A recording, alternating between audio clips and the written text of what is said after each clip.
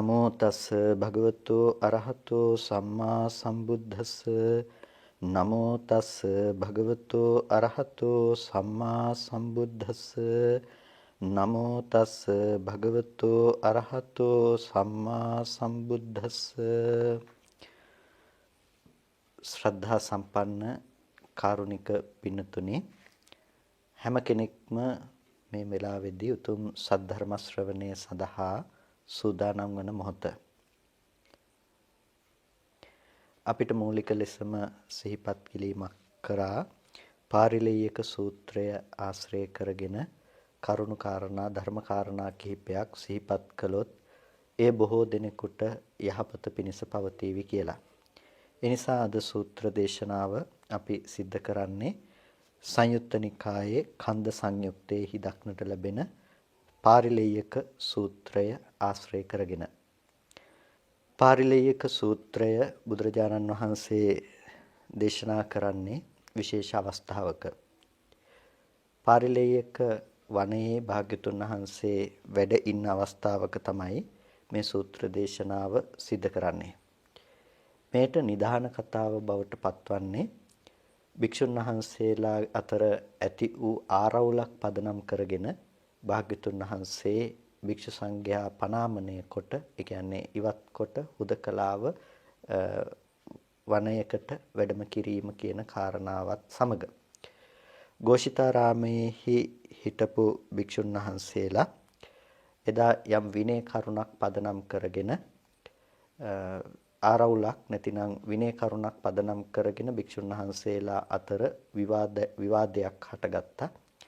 එක භික්ෂුන් වහන්සේ නමක් හොඳ ධර්මයේ දැනගත්ත සුතදර මාතිකාදර ධර්මදර භික්ෂුන් වහන්සේ නමක් ආපත්‍යක් සිද්ධ වුණායයි කියලා හැඟීමෙන් ඉන්නකොට අනිත් භික්ෂුන් වහන්සේලාගේ තීරණය බවට පත් උනේ ඒ භික්ෂුන් වහන්සේට ආපත්‍යක් සිදු වී නැහැයි කියන එක. ටික දවසක් යනකොට අනිත් කාමදුරුවන්ගේ අදහස බවට පත් වුණා අර ප්‍රධාන භික්ෂුන් වහන්සේට ආපත්‍ය සිද්ධ වුණා කියලා. නමුත් ප්‍රධාන භික්ෂුන් වහන්සේගේ මතය බවට පත් උනේ ආපත්‍යක් සිද්ධ වුණේ නැහැයි කියන එක. ඉතින් මුලින් තිබුණු ස්ථාවරයේ දෙපිරිසගේම පසු කාලයට යනකොට ටිකක් වෙනස් බවට පත් වුණා.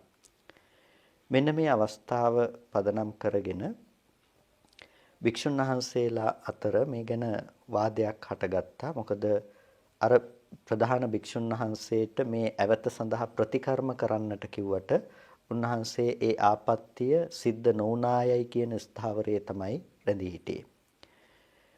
ආපත්‍යක් සිද්ධ නොවුනායයි කියන ස්ථාවරයේ ඇවත් වෙලා ඇවත් සිදු කරමින් ඇවත් නොදක ඉන්න භික්ෂුන් වහන්සේලා සඳහා සිදු කරන විනය කර්මයක් තියෙනවා. ඒ විනය කර්මයේ සිදු කිරීමෙන් ඒ අදාළ භික්ෂුන් වහන්සේ නිරපා හරිනවා සංඝයාගෙන්. එතකොට ඒ සංඝයා සමග එක්ව වාසය කිරීමක් ඒ භික්ෂුවට සිද්ධ වෙන්නේ නැහැ. ඒක විනයානුකූල ක්‍රියාමාර්ගයක්. ඉතින් අනෙකුත් භික්ෂුන් වහන්සේලා මේ අවස්ථාව නිසා මේ භික්ෂුන් වහන්සේට අර ධර්මදර භික්ෂුන් වහන්සේ නමක් වුවත් විනයදර මාතිකාදර භික්ෂුන් වහන්සේ නමක් වුවත් උන්වහන්සේට අර සංඝයාගෙන් ඉවත් කිරීම නැතිනම් ඇවත් නොදකීම නිසා සිදු කරන විනය කර්මය සිද්ධ කළා. මේ භික්ෂුන් වහන්සේ හා සමග බොහොම ළඟ ඇසුරක් පවත්වපු තවත් එවැනිම ප්‍රධාන භික්ෂුන් වහන්සේලා වෙත ගිහිල්ලා මේ භික්ෂුන් වහන්සේ මේ කරුණ පැහැදිලි කරලා උන්වහන්සේලාට කිව්වා Tamanට ආපත්‍යක් සිද්ධ වෙලා නැති බව.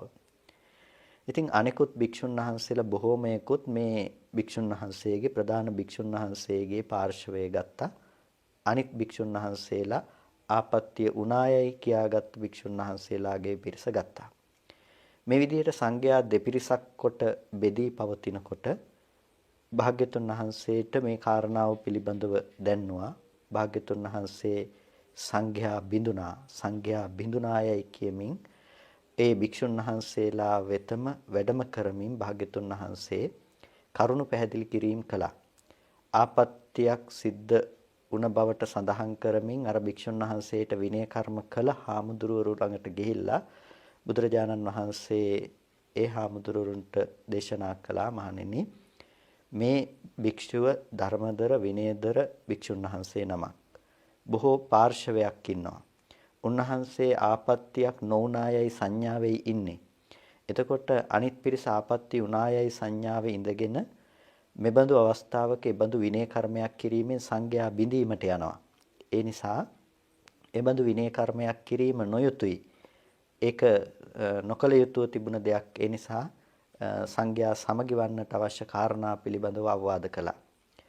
ඒ වගේම අර වරද කළායයි කියන භික්ෂුන් වහන්සේගේ පාර්ශවයට ගිහිල්ලා භාග්‍යතුන් වහන්සේ එතනදී දේශනා කරනවා අනාපත්‍ති සංඤිකව හිටියත් ඒක නාපත්‍යක් නැහැ කියන අදහසේ හිටියත් මේ සංඝයාගේ බිඳීම දැකගෙන කල්පනා කරන්නට තිබුණා අනිකුත් හාමුදුරුවරුත් හොඳට ධර්මයේ දන්න සෘතදර ධර්මදර හාමුදුරුවරු ඒ හාමුදුරුවරු ආපත්‍යක් උනායයි කියනකොට ඒ ඇවත සඳහා උනත් නොඋනත් ප්‍රතිකර්ම සපයා ගන්නට තිබුණායයි කියලා භාග්‍යතුන් වහන්සේ ඒ ආපත්‍ය සිද්ධ වුණායයි චෝදනා ලැබපු භික්ෂුන් වහන්සේගේ පාර්ශවයටත් කරුණු පැහැදිලි කළා. නමුත් උන්වහන්සේලා ඒක පිළිගැනීමට තරම් නැමුණු මනසකින් හිටියේ නැහැ. පසුවත් අඩදඹර හටගත්තා. පොහොය කිරීම ආදී සමගි විනය කර්මයන් වෙන වෙනම සිද්ධ කළා. ඉතින් එක අවස්ථාවකදී බොහොම වැඩිපුර මේ රණ්ඩුවක් විදිහට එහෙමත් නැතිනම් මේක කලකෝලාහලයක් දක්වා දුරදිග යන ප්‍රශ්නයක් බවට පත් වුණා. මේ වෙලාවේදී බුදුරජාණන් වහන්සේගේ අවවාද කිරීම පවා නොතකා හරින මට්ටමකට පත් වුණා. මේ අවස්ථාවේදී එක භික්ෂුන් වහන්සේ නමක් භාග්‍යතුන් වහන්සේට කියනවා භාග්‍යතුන් වහන්සේ ditta ධම්ම සුඛ විහරණයෙන් වාසය කරන්න. මේ වගේ කටයුතු සඳහා අල්පෝත්සුක වෙන්න. මෙබඳු කටයුතු සඳහා මැදිහත් වන්නට එපා කියලා සම්්‍යක් සම්බුදුරජාණන් වහන්සේටත් එක භික්ෂුන් වහන්සේ නමක් අවවාද කරන මට්ටමින් කරුණු පැහැදිලි කිරීමක් කරන්නට උත්සාහ දරුවා. මෙන්න මේ අවස්ථාවේදී භාග්‍යතුන් වහන්සේ භික්ෂු සංඝයා පනාමනය කොට භික්ෂු සංඝයා අතහැර හුදකලාව වැඩම කරන්නට යෙදුනා පාරිලෙය්‍යක වනයේ කරා. එතකොට භාග්‍යතුන් වහන්සේ තනියම වඩින බව දැකලා එක භික්ෂුන් වහන්සේ නමක් ආනන්ද තෙරුන් වහන්සේට කියනවා ආනන්දයන් වහන්සේ මේ එවත් ආනන්දේනි මේ භාග්‍යතුන් වහන්සේ මේ පසු මහණෙක් නැතුව කිසිම කෙනෙක් නැතුව හුදකලාවේ පාත්‍ර සිවුරු අරගෙන සේනාසනය සංගවා තබා නැතිනම් සේනාසනය අස් කරලා වැඩම කරන්නට යෙදුනා කියලා. ඒ වෙලාවේදී ආනන්ද තෙරුන් වහන්සේ භාග්‍යතුන් වහන්සේ පිළිබඳව මන අවබෝධයකින් වැඩ ඉන්න උත්තමයන් වහන්සේ නමක් නිසා එවත්නි මේ කාලේ භාග්‍යතුන් වහන්සේ හුදකලා වාසයට කැමති.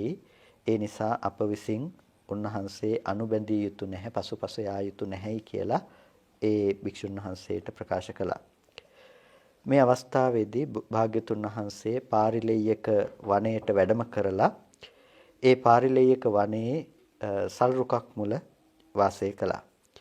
ඉතින් අපි සාමාන්‍යයෙන් අහලා පුරුදු කතා වස්තුවක් තමයි අර පාරිලෙය්‍යක වනයේ වාසය කරපු රජ කෙනෙක් භාග්‍යතුන් වහන්සේට පාරිලෙය්‍ය වස් කාලයේදී උපස්ථානයන් සිද්ධ කළ බව ඒ මේ කතා වස්තුවට අදාළවයි ඒ කතා පුවතත් එන්නේ. ඉතින් භාග්‍යතුන් වහන්සේ ඒ වස් කාලයේ මුළුල්ලෙහි ගත කළාට පසුව භික්ෂුන් වහන්සේලාගේ එදා සිරිතක් තිබුණා. භාග්‍යතුන් වහන්සේ වස් කාලයේ ඇවෑමෙන් භාග්‍යතුන් වහන්සේ ළඟට ඇවිල්ලා ධර්මකාරණා පිළිබඳව විමසනවා. ඒ වගේම Taman ලබාගත් අවබෝධයන් පිළිබඳව ප්‍රකාශයටපත් කරනවා. මෙබඳු සිරිතක් තිබුණා.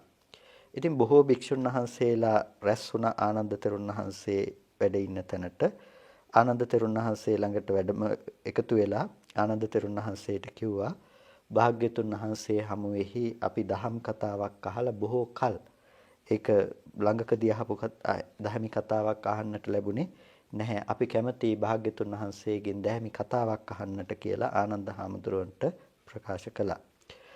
ආනන්ද හාමුදුරුවෝ ඒ වෙලාවේදී ඒ හාමුදුරුවරුත් එක්ක පාරිලෙය්‍යක වනයේට භාග්‍යතුන් වහන්සේ කරා වැඩම කළා. එතනට පැමිණුණා. ඒ වෙලාවේදී භාග්‍යතුන් වහන්සේ අර භික්ෂුන් වහන්සේලාට දැහැමි කතාවෙන් කරුණු දැක්කුවා. කරුණු දක්වලා ධර්මදේශනාවන් සිද්ධ කළා. මේ විදිහට ඒ දැහැමි කතාවෙන් කරුණු දක්වලා ඒ පිළිබඳව තෙද ගන්වලා සම්පහන්සනය කරනවා කියනවා. ඒ කාරණාව තුළ දෘෂ්ටි ප්‍රමෝදයේ පිනවීමක් ඇති කරලා මේ කටයුතු ටික කරනකොට එතන හිටපු හාමුදුරු කෙනෙකුට එක්තරා චිත්ත පරිවිතර්කයක් ඇති වෙනවා. චිත්ත පරිවිතර්කයක් කියන්නේ හිතේ අදහසක් ඇති වෙනවා. මොකද්ද? කතන්නකෝ ජානතෝ කතම් පස්සතෝ අනන්තරා ආසවානං khයෝ හෝති. කෙසේද මේ දැනගන්න කෙනාට, කෙසේ දකින්න කෙනාටද අනන්තරා ආසවානං khයෝ හෝති, අනතුරුවම ආශ්‍රව ධර්මයන් ක්ෂය වීමට යන්නේ. කෙසේ දකින්න, කෙසේ දැනගන්න, කෙසේ දකින්න කෙනාටද ඒ අරිහත් මාර්ගයට අනතුරුව සියලු ආශ්‍රව ධර්මයන් පරික්ෂීණයට යන්නේ, ක්ෂය බවට යන්නේ කියන අදහසක් එක භික්ෂුන් වහන්සේ නමකට හිතෙන් ඇති වුණා. භාග්‍යතුන් වහන්සේගේ සිරිත තමයි භික්ෂුන් වහන්සේලාට ආදී ධර්මදේශනා කරන හැම විටකම ඒ අදාළ ශ්‍රාවක පිරිසගේ සිත් අනුව ධර්මදේශනා පැවැත්වීම. හැම කෙනෙකුටම අද භාග්‍යතුන් වහන්සේ මට දම් දෙසනවා, අද මට දම් දෙසනවායි කියලා සිතක් ඇතිවන තරමටම තමන්ගේ චිත්තසංතානගත සියලු ප්‍රශ්න විසඳෙන විදිහටයි භාග්‍යතුන් වහන්සේ ධර්මදේශනාවන් සිද්ධ කරන්නේ. ඉතින් මෙතන හිටපු එක භික්ෂුන් වහන්සේ නමකට අර විදිහේ අදහසක් ඇති වෙනකොට බුදුරජාණන් වහන්සේ ඒක පිරිසිඳ දැක්කා. ඒ භික්ෂුන් වහන්සේගේ අදහස දැකලා භික්ෂුන් වහන්සේලාට ආමන්ත්‍රණය කරලා දේශනා කරනවා, විචයෝ දේසිතෝ භික්ඛවේ මයා ධම්මා. මහණෙනි, මම මේ ධර්මය විචය නුවණින් දේශනා කළ ධර්මයක්. මම හොඳ නුවණකින් සතර සතිපට්ඨානය දේශනා කළා. සතර සම්‍යක් ප්‍රදන් ධර්මයන් දේශනා කළා. සතර ඉර්ධිපාද ධර්මයන් දේශනා කළා. ඒ වගේම පංච ඉන්ද්‍රිය, පංච බල පිළිබඳව දේශනා කළා. ඒ වගේම සත්ත බොජ්ජංග ධර්මයන්, ආර්ය අෂ්ටාංගික මාර්ගය ආදී මේ ධර්මයන් මම ඊටමත් නුවණින් දේශනා කළා. එතකොට මෙහෙම දේශනා කරලා තියෙනකොටත් ඇතැම් මහණෙකුට, ඇතැම් කෙනෙකුට මෙබඳු සිතේ සිතුවිල්ලක් ඇති වුණා, චේතෝ පරිවිතර්කයක් ඉපදුනා. කොහොම දන්න, කොහොම දකින්න කෙනාටද අරිහත් මාර්ග දර්ශනයට අනතුරුව උපදන අරිහත් මාර්ග දර්ශනයට අනතුරුවම ආශ්‍රව ධර්මතාවයන් ක්ෂය බවට පත් වෙන්නේ කියලා. මේ වෙලාවේදී බුදුරජාණන් වහන්සේ මේ දේශනාව භික්ෂුන් වහන්සේලාට ඒ කරුණු කාරණා ඇතුව පැහැදිලි කරලා දෙන්නට යෙදුනා.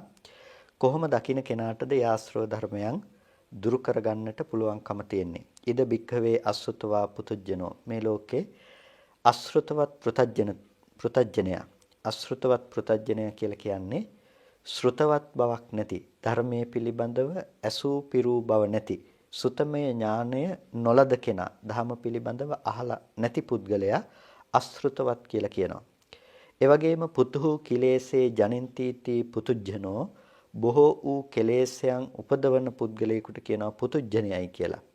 එතකොට අසෘතවත් පෘතජ්ජනයා සහ ශ්‍රුතවත් පෘතජ්ජනයා කියලා දෙදෙනෙක් සිටිනවා පෘතජ්ජනයන්. ඒ කියන්නේ අසෘතවත් පෘතජ්ජනයා අන්ධබාල පුතුජ්ජන නැතිනම් අන්ධබාල පෝතුජ්ජනික හැටියට දැක්වෙනවා. ඔහුගේ නුවණ මුහුකුරා ගිහිල්ලා නැහැ, ධර්මය අහලා නැතිකම නිසා.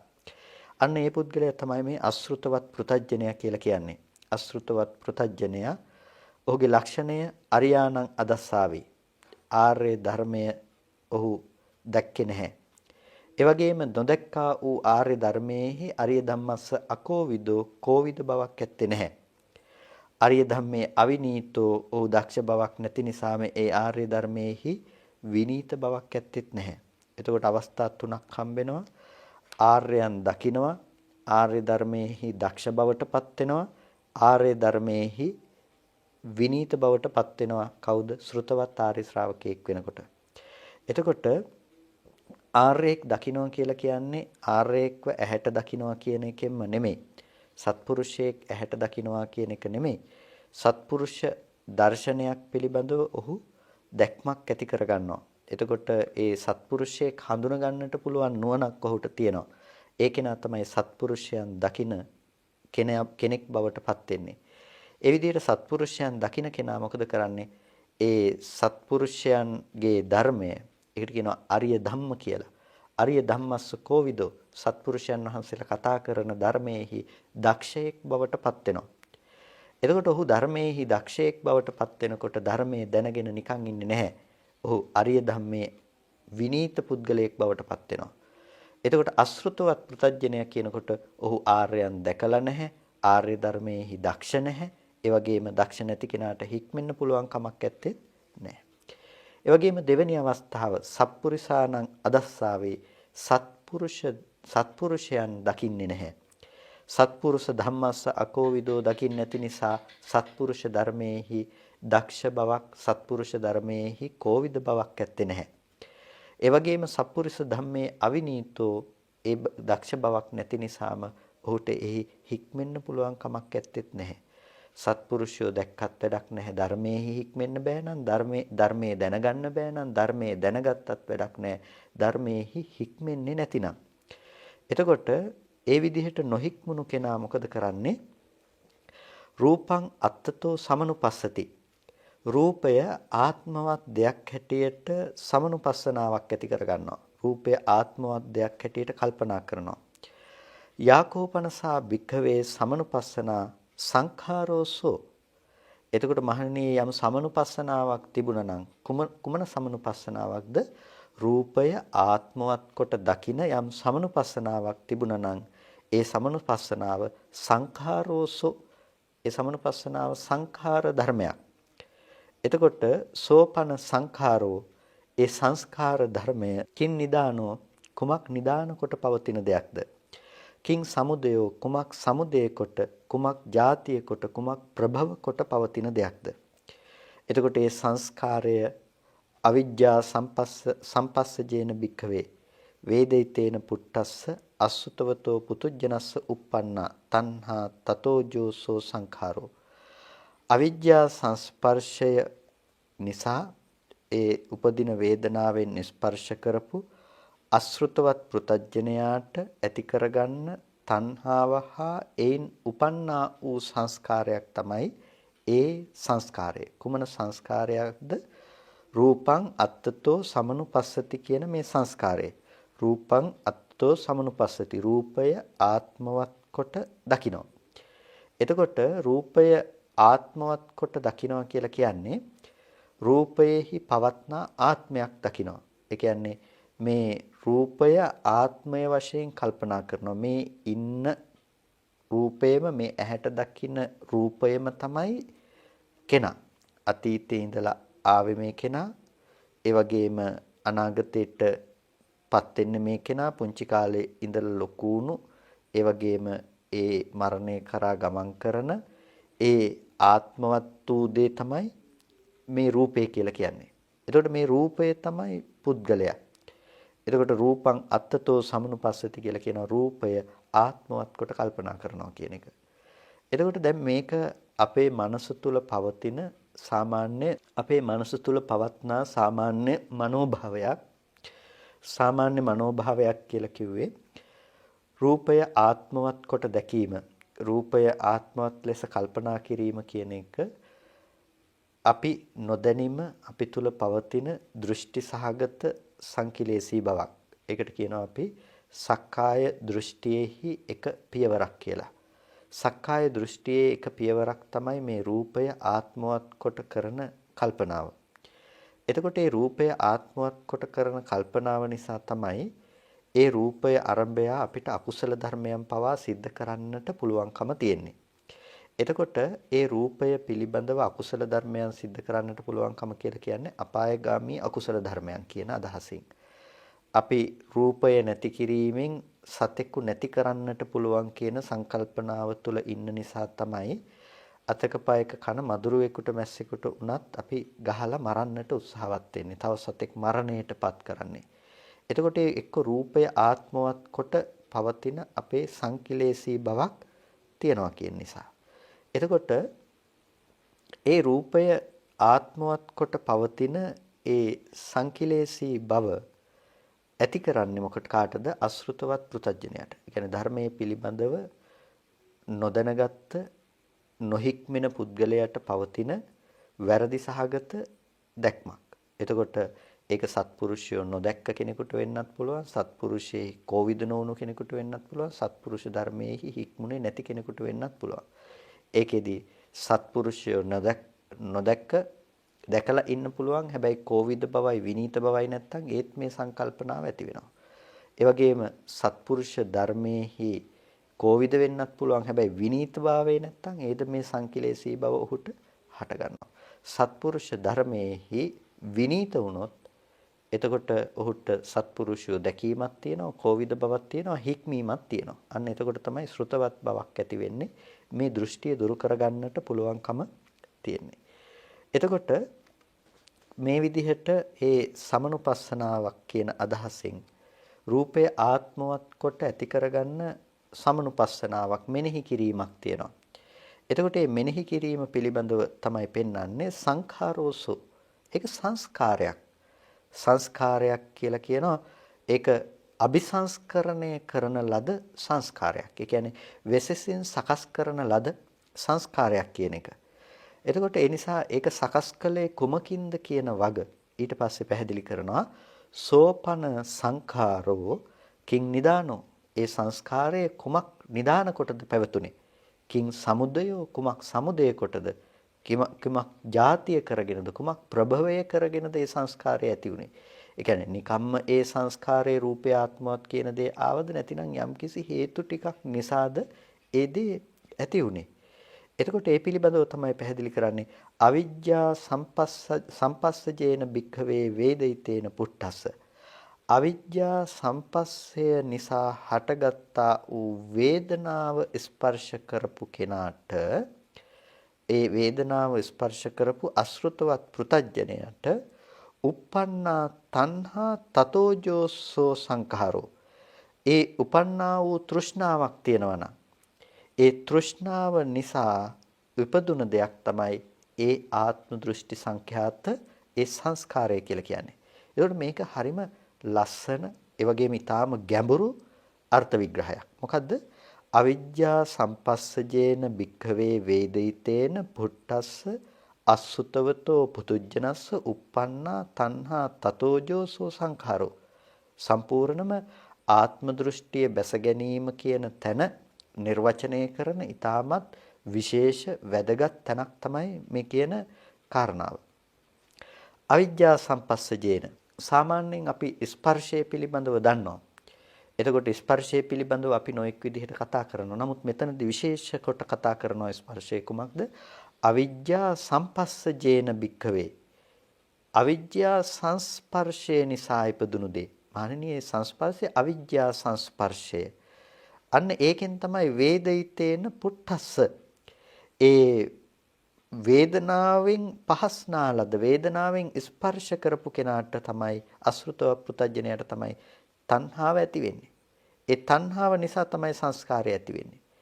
එතකොට මේ වචන ටික ඇතුලේ අපේ මනෝභාවය පිළිබඳව අපේ සිතුවිලි පිළිබඳව අපේ සිත වැරදිවට මෙහෙවන පැතිකඩ පිළිබඳව ඊටමත් පැහැදිලි විග්‍රහයක් සිදු කරනවා.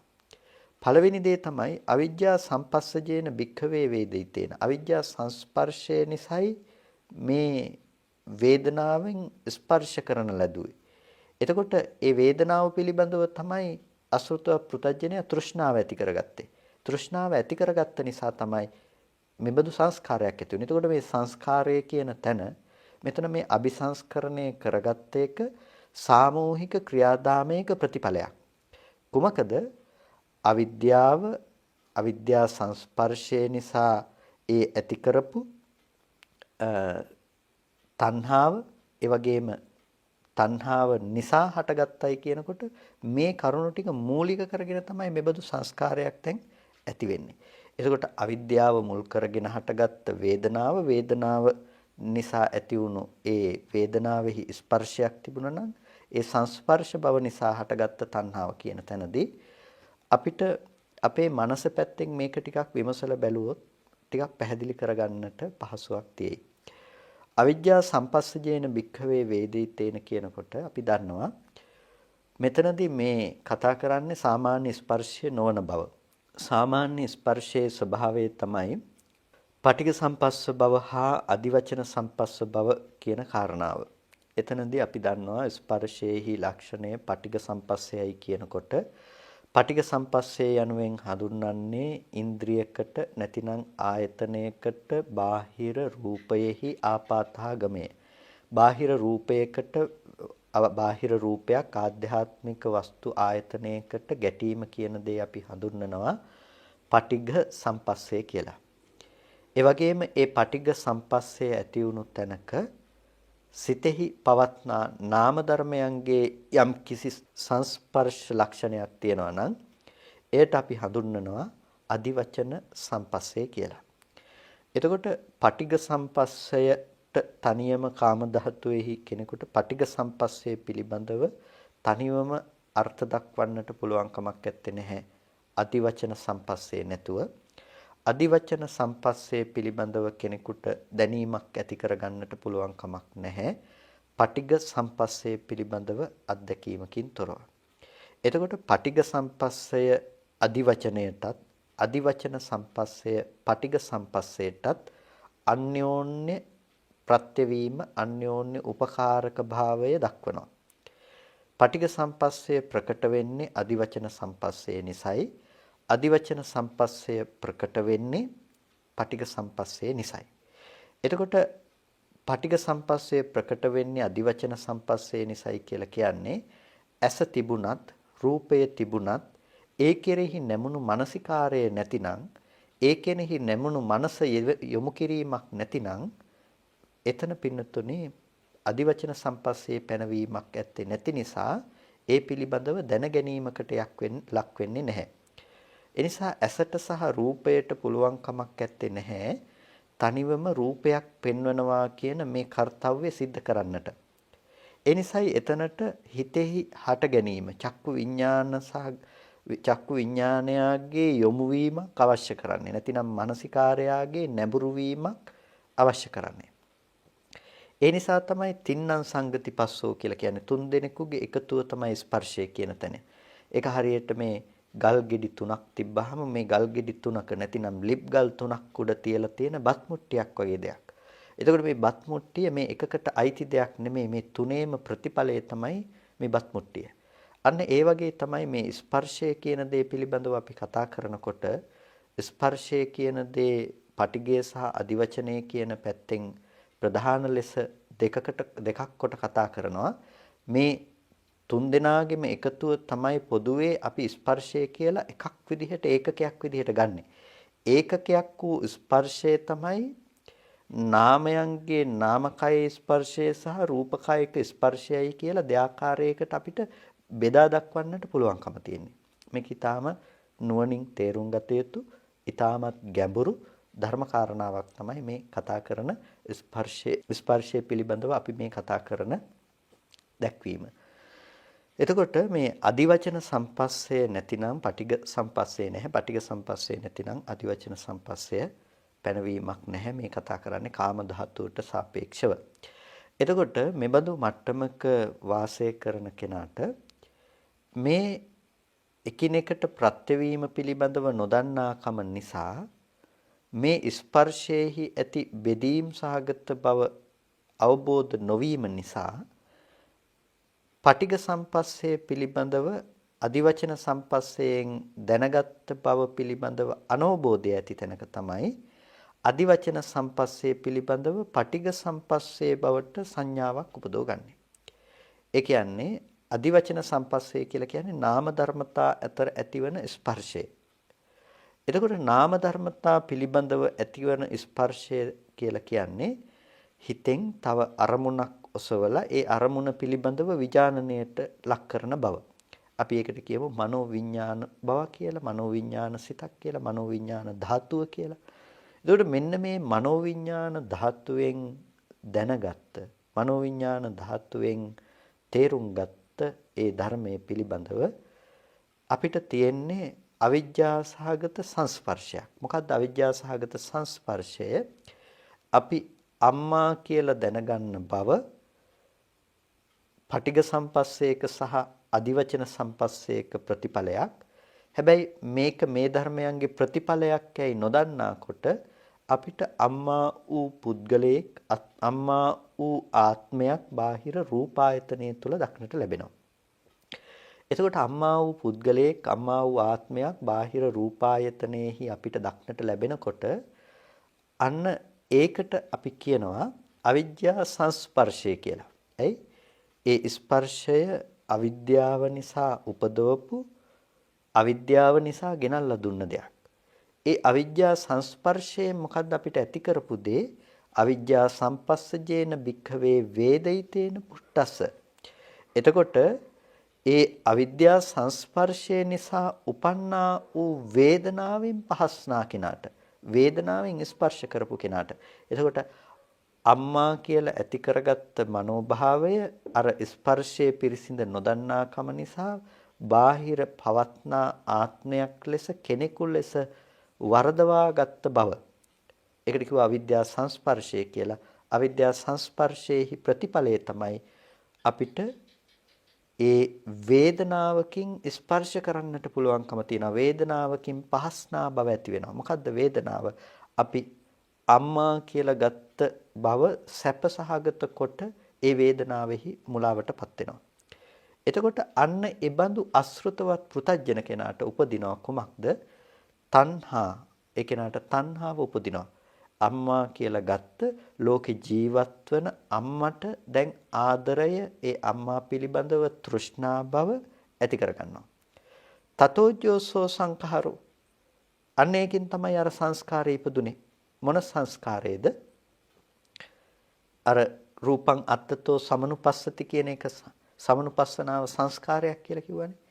අන්නේ රූපේ ආත්මවත් කොට හදපු ඒ සමනුපස්සනාව ඇති කරගත්තේ අන්න ඒ තෘෂ්ණා සහගත මව බාහිර රූපායතනයේ තුල ජීවත් වෙන ආත්මයක් කොට ගන්නවා කියන ඒ સિદ્ધාන්තය තුලින්. එතකොට අපිට පේනවා අවිද්‍යා සංස්පර්ශය නිසා වේදනාවකින් ස්පර්ශය ලැබලා ඒ ස්පර්ශය පිළිබඳව ඇති කරගත්ත තෘෂ්ණාව නිසා එබඳු වූ සැපසහගත දකින්නට පුළුවන් ආදරය කළ හැකි අම්මා කියන දේ මේ රූපයමයි කියලා කෙනෙකු දෘෂ්ටිගත වෙනවා, ආත්ම සංකල්පනාවක් ඇති කරගන්නවා.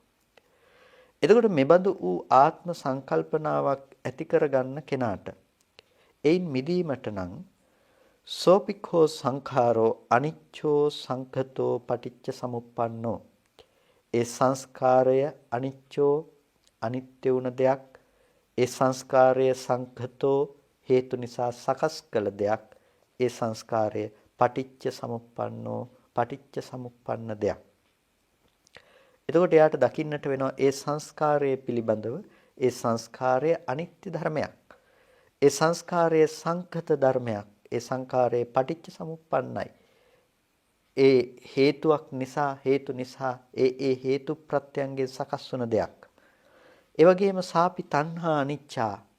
එතකොට ඒ සංස්කාරය ඇති කිරීමට මුල් වුණ තණ්හාවක් තිබුණා නම් තණ්හාව සංකතයි, පටිච්ච සමුප්පන්නයි. ඊට පස්සේ වේදනාවක් තිබුණා නම් වේදනාව අනිත්‍යයි, සංකතයි, පටිච්ච සමුප්පන්නයි. ඊට පස්සේ ඒ ස්පර්ශයක් තිබුණා නම් වේදනාව ඇති කරන්නට මුල් වුණ ඒ අවිද්‍යා සංස්පර්ශය නැතිනම් අවිද්‍යාව නිසා පෙනුණු ස්පර්ශය කියන එක අනිත්‍යයි, සංකතයි, පටිච්ච සමුප්පන්නයි. ඒ අවිද්‍යාවත් අනිත්‍යයි, සංකතයි, පටිච්ච සමුප්පන්නයි. මෙන්න මේ විදිහට ඒවම්පිකෝ භික්ඛවේ ඥානතෝ ඒවං පස්සතෝ අනන්තරා ආසවානං කයෝ හෝති. මෙන්න මේ විදිහට දකින්න කෙනාට තමයි අනතුරුව මාර්ගක්ෂණයට අනතුරුවම ඵලය උපදවන්නට පුළුවන්කම තියෙන්නේ. එතකොට මූලික කරගත්ත මෙතන දෙයක්. ඒ තමයි අනිච්චෝ, අනිච්ච ධර්මයක්, සංඛතෝ, සංඛත ධර්මයක්, පටිච්ච සමුප්පන්නෝ, පටිච්ච සමුප්පන්න ධර්මයක්. එතකොට අනිත්‍ය ධර්මයක්යි මෙතන අර්ථ ගන්නනවා. උපාද වය අර්ථයෙන් හටගෙන නැති වෙන ධර්මතාවයක් ලෙස සංස්කාරය පිළිබඳව දකිනවා නම්. එතකොට දැන් ඔබට ඔබේ භාවනාව පිළිබඳව පැහැදිලි කරගන්නට පුළුවන් තැනක්. ඒ සංස්කාර ධර්මයේ තුල කතා කරනවා ඔබ අද ඇසුරු කරන්නේ ආත්ම දෘෂ්ටි සහගත සංස්කාර ධර්මයක්. අම්මා, දරුවා මේ විදිහට සත්වයෝන්ය, පුද්ගලයෝන්ය කියලා ඇති කරගත්ත දේ. ඒ වගේම බාහිර අචේතනික වස්තුන් ඇති තැනක අචේතනික වස්තුන් විඳින මේ තමා වූ රූපයක් පිළිබඳව අදහස මේ හැම තැනකදීම Tamanට ආත්ම දෘෂ්ටියෙහි පැවැත්ම ඇසුරු කරලා තියෙනවා. එතකොට අන්න ඒබඳු අවස්ථාවලදී ඒබඳු තැනකදී අපි පැවැත්විය යුතු දර්ශනය තමයි අනිච්චෝ කියලා කිව්වේ. අනිත්‍යයි කියලා කිව්වේ. එතකොට මේ අනිත්‍ය තුල ප්‍රකට කරලා දෙන එක දෙයක්. මොකක්ද අනිත්‍ය තුල ප්‍රකට කරලා දෙන්නේ? ඒ සංස්කාරය හටගත්ත දෙයක්. එතකොට ඒ සංස්කාර ධර්මය නැති වෙලා යන දෙයක්. එතකොට අපිට පේනවා පළවෙනියටම සංඛාරෝ ඒක සංස්කාර ධර්මයක් හැටියට. එතකොට ඒක සංස්කාර ධර්මයක් හැටියට දකිනවා කියන එක මේ ලේසියෙන් දකින්න පුළුවන් කාරණාවක් නෙමෙයි.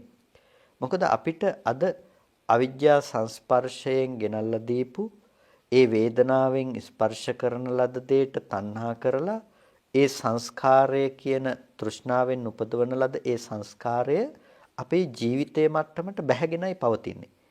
ඒ නිසා අද අපිට පුද්ගලයෝ සත්වයෝ ඒ විදිහටම හම්බ වෙනවා. එතකොට පළවෙනිම දේ තමයි මෙතනදී අපි මේ දැක්ම දකින්නට අවශ්‍යයි. ඒ තමයි මෙතන පවතින්නේ මෙන්න මේ විදිහට සංස්කාර ධර්මයක් නේ කියන එක.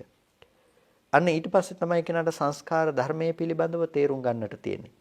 එතකොට මේ සංස්කාර ධර්මයක් පිළිබඳව පෙන්වා දීම තමයි ඒ සංස්කාර ධර්මයක් පිළිබඳව පෙන්වා දීම තමයි ශ්‍රුතමය ඥානය තුලින් සිද්ධ කරන දේ.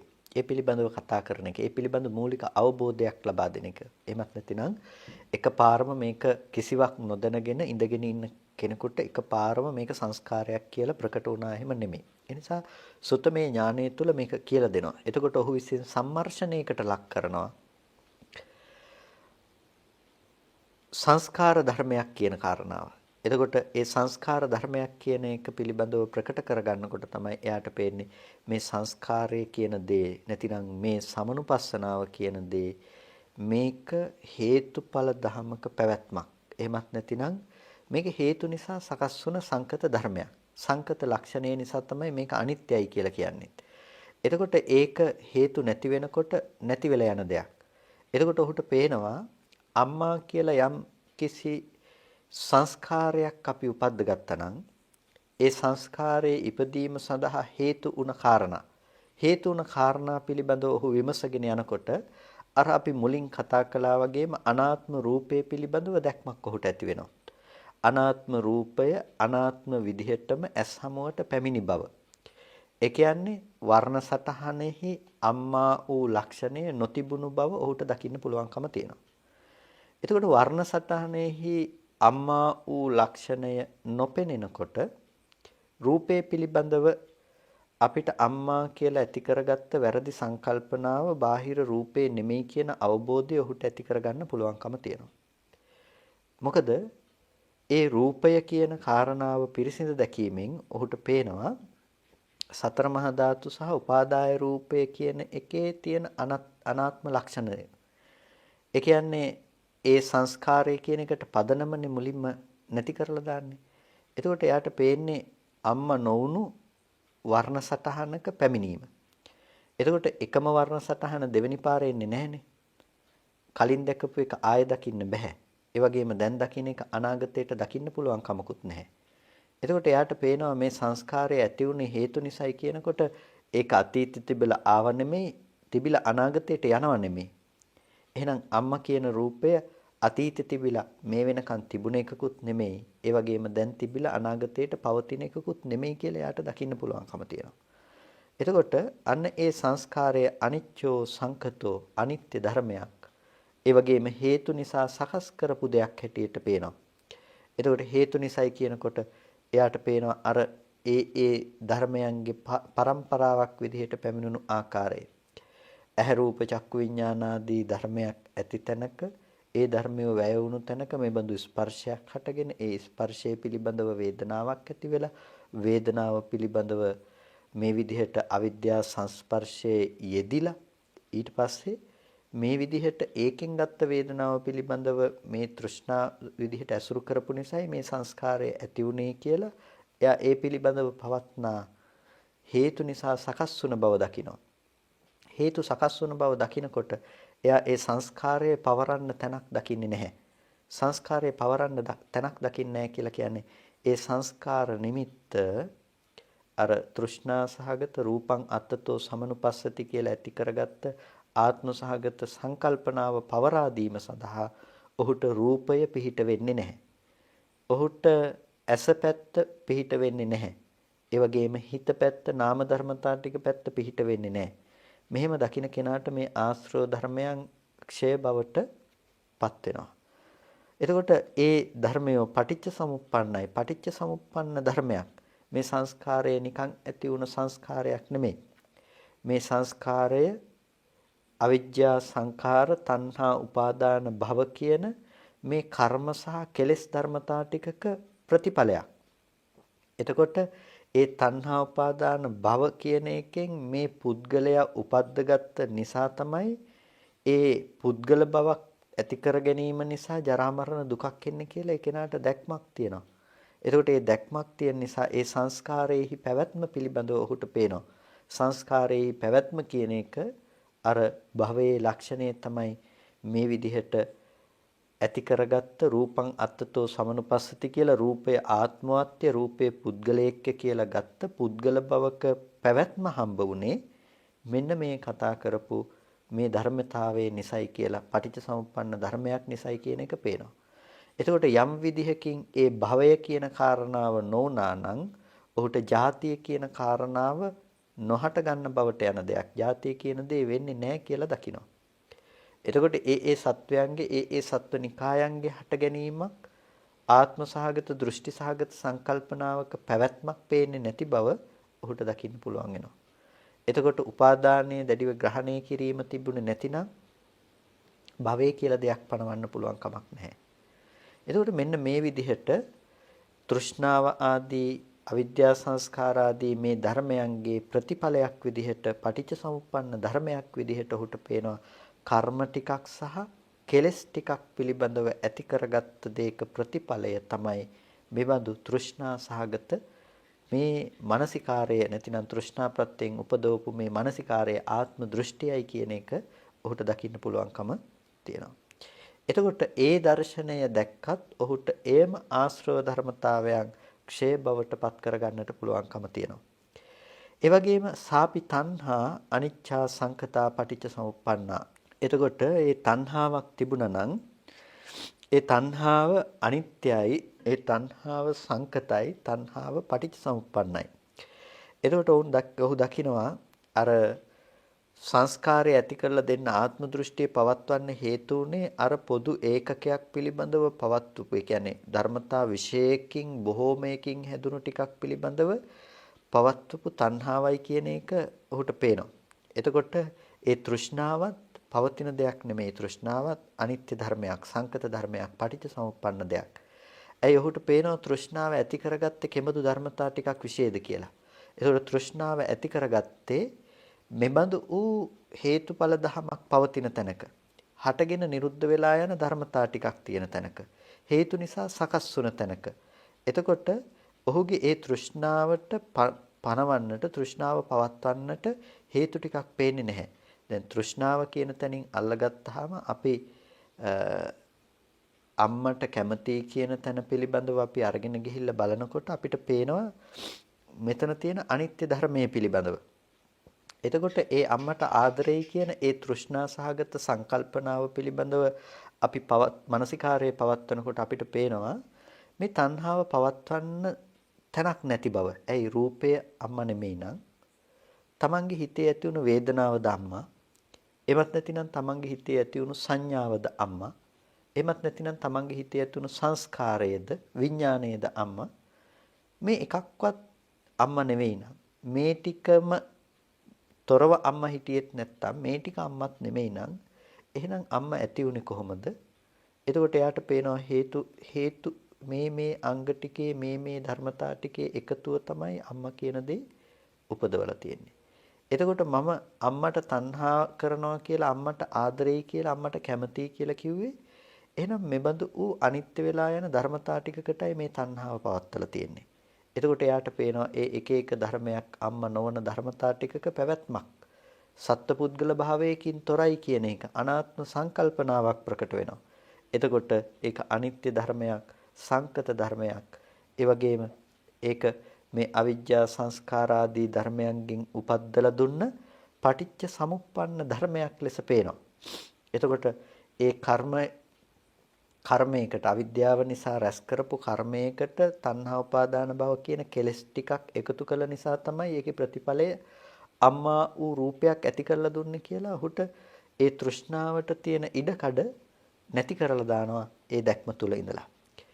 ඊට පස්සේ ඒ කෙනාට සෝපිපස්සෝ අනිච්චෝ සංකතෝ පටිච්ච සමුප්පන්නෝ යම් කිසි ස්පර්ශයක් තිබුණා නම් ඒ ස්පර්ශය අනිත්‍ය සංකත පටිච්ච සමුප්පන්න දෙයක්.